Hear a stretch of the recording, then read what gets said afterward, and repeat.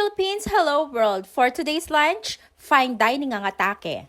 Nang makababa kami galing bundok ay dumiretso kami sa mall para humanap ng makakainan. Dito ay napapaisip na ako dahil parang alam ko na kung saan mapupunta to. Nafe-feel ko na gusto na naman ng mag-ama ng inasal.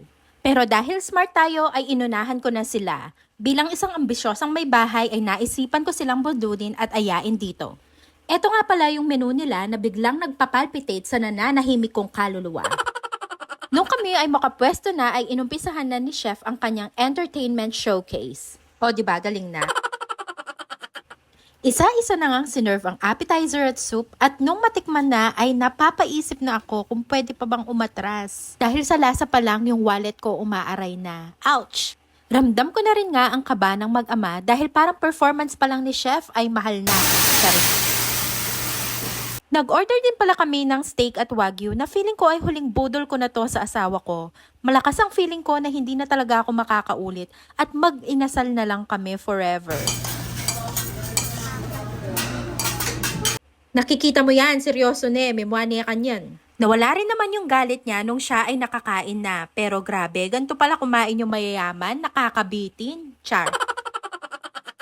Bigla ko ngang na-miss yung tagilo at tilapia. Dapat pala diretsyong uwi na lang kami, Rugo. Happy Valentine's po, belated lang po ah. Okay, with heartbeat po, tumitibok-tibok pa yan. 1, 2, 3.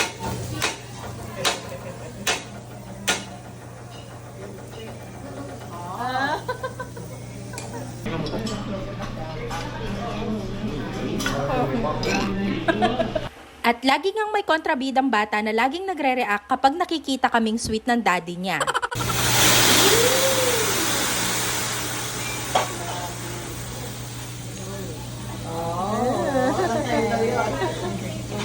Korean heart. Para daddy, para. Paano nga? And for our dessert, banana flambe. Rugo, lagyo pa mo, talaga naman. Kinagabihan ay dumiretso naman kami sa spa para sa aming pamper time.